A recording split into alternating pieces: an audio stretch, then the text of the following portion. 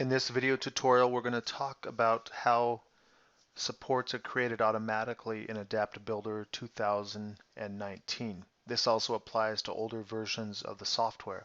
And we're specifically going to talk about what happens when we have a column or a wall that is located above the reference plane but not connected to a slab. And so first we'll just talk about a few basics of auto restraint and also manual restraint in the program. To start, we're going to just create a slab. I'll just go ahead under model and create this slab region here. And we're going to add a couple of walls. We'll also add a column, a few columns there. And I'm going to go to a side view and then just copy these vertically. So I'll use modify, vertical copy up. We'll do something like that. Now, if we look at this model, we don't really see any supports at this point. So the program has some settings under the criteria analysis and design options to create automatic restraints. For single level analysis, the restraints are set to a roller support and rotationally fixed at the base, and they are rotationally fixed at the upper columns and walls. So if we go ahead and analyze this, I'll go ahead and mesh this. Let me go ahead and save the model also. Okay, and we're going to execute the analysis. So you'll note again, there's no support shown. So at the onset of the analysis, the program will actually create the supports that restrain the structure per the automatic settings, again, under analysis and design options. And if we go to the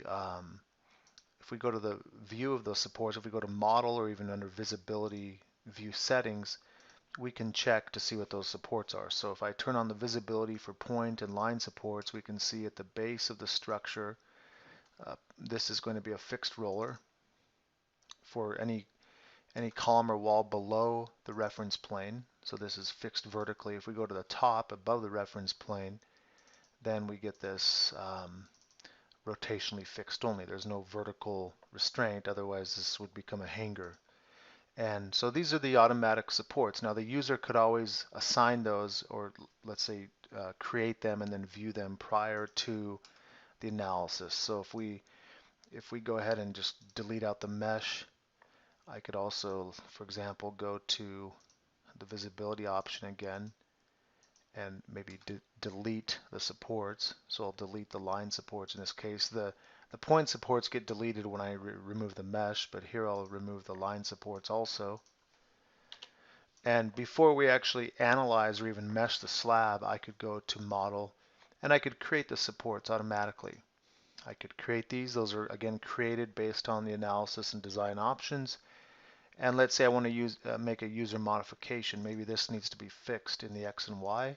This becomes a user modification. So until I actually go back and delete that, that is stored at that location regardless of whether or not I remove the mesh and reanalyze or reapply the creation of the supports.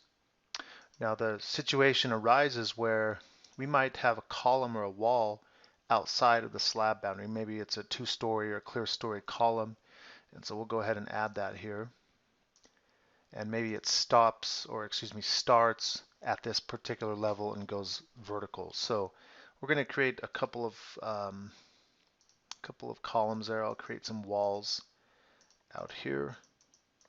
This happens fairly frequent in models in the program. Now these are currently modeled below the reference plane, which is the current plane. This is the plane that the analysis is taking place at.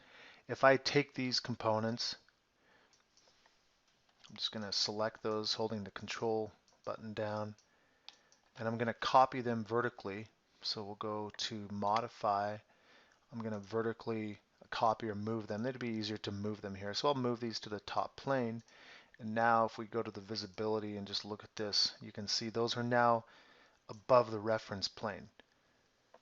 So for any column or wall that is above the reference plane, the program is only going to auto restrain the top. Therefore the bottom has no support, and you get a stability warning. So if I come back and I remesh this structure, and I go ahead and execute, I'm going to allow the program to create the automatic supports except for the line support that I created underneath this wall.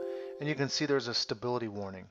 When this happens, this means that there's excessive displacement or rotation at some frame or shell element in the structure. And I can now go to View Analysis Results, and to see this, if I look at the deformed shape, you can see the slab is all one color, meaning it's somewhere within this range of deflection.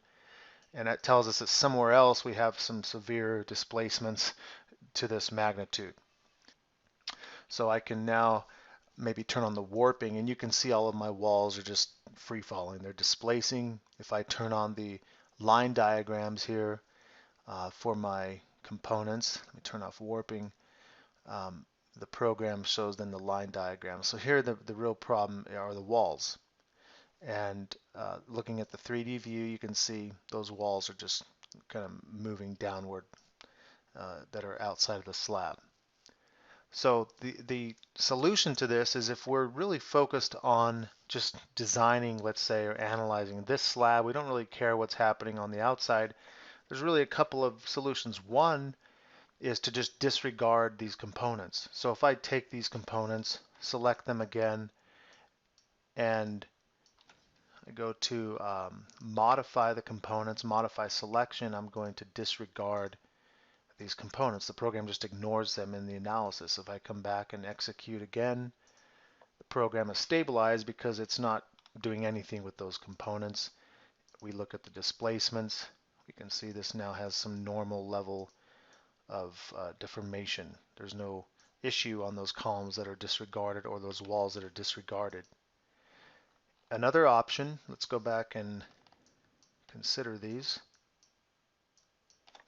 We'll go back to modify the selection, and we're going to modify back to consider for FEM.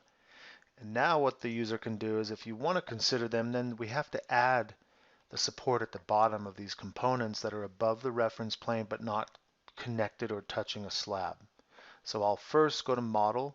I'm going to generate the automatic supports. Notice that it's only supporting these components at the top.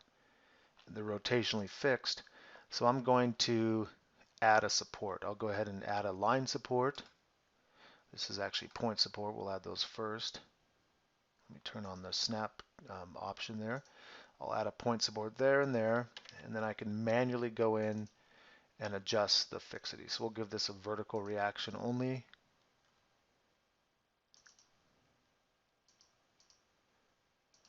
Okay, and then we're going to add a line support. So I'll go to supports, line support. See if we can grab that location. Still have a point support there. Let me make sure I have the line. There's a line support. We'll go from point 1 over to point 2. So go to this view here, and I'm going to turn off the view of the supports. We can do that from visibility. Okay, we'll go to this option for line support.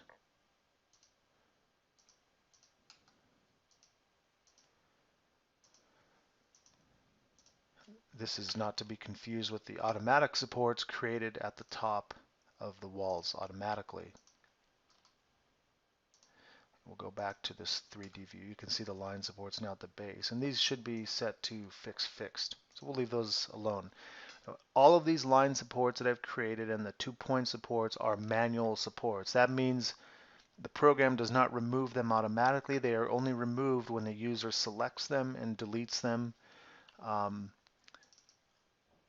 Or you can also select them and disregard them, similar to the walls. So this is a little bit more intensive of a solution or a workaround to making sure that this is stabilized. If we now go and execute the analysis for this model, we should get a stabilized model, and we can now go here and underneath the displaced shape we get something similar. You can see these walls are just not moving. If you have any questions about anything pertaining to the video, please contact us at support@adaptsoft.com.